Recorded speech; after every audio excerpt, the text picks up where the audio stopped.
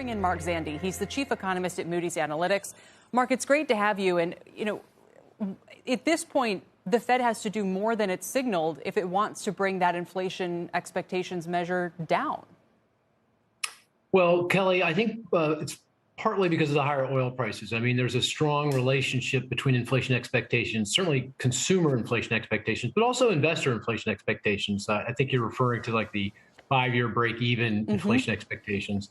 They're up. They're very highly correlated to oil prices.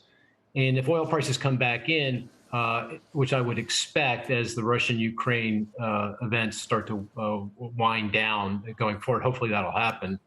We'll see those inflation expectations come back in as well. So I'm not overly concerned at this point. Now, if they remain persistent, if we stay above 3, even though oil prices are coming in and the supply side disruptions related to the pandemic start to abate, global supply chains start to perform a little bit better and inflation comes in, then that's a problem. And then I do think the Fed would step on the brakes harder because at the end of the day, they work really hard to gain the credibility they have around that 2% inflation target.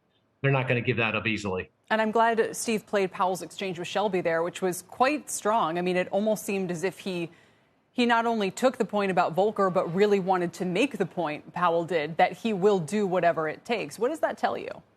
Yeah, I think he's sending a very clear, crystal clear, strong signal that, hey, look, we have a 2% target.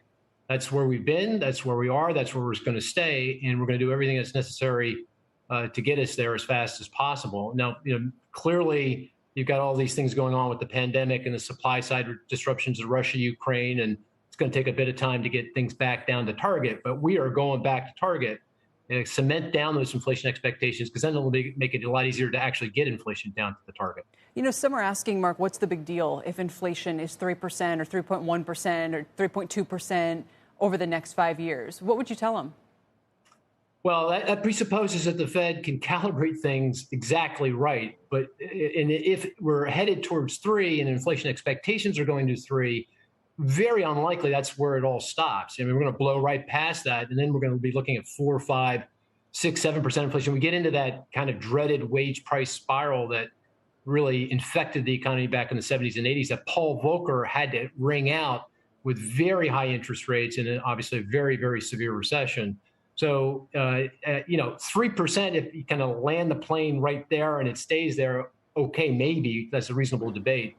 But that's not what's going to happen. We're going to go right past that. And that's what the Fed does not want to see happen. I understand the concern about the wage price spiral, but you have to have the dry powder, so to speak, to support that, right? If you don't have an expanding monetary base or an expanding, you can only grow wages so much before people have to say, you know what, then we're laying off workers or we can't hire or we reach this resistance point in the economy. What is the dry powder that could allow this to just keep going and building on top of itself? Well, I mean, the economy's strong. I mean, we're growing, year over year, real GDP growth is 4%. The economy's creating 500,000 jobs, each and every month. Unemployment is at 4% and falling. And we've got a lot of savings out there. The so-called excess savings, the savings that was done above which would have typically happened if not for the pandemic. By my calculation, it's $2.6 trillion. That's, well over 10% of GDP. Wow. That's a lot of dry powder. So this economy can roll along here, pretty quickly, and we can blow, right now, the economy, I don't believe is at full employment. We've got some latitude there, but we will blow past it. And if we do, then inflation will become, an endemic problem, more of an issue, and the Fed will have to press on the brakes even harder. Shepard Smith here. Thanks for watching CNBC on YouTube.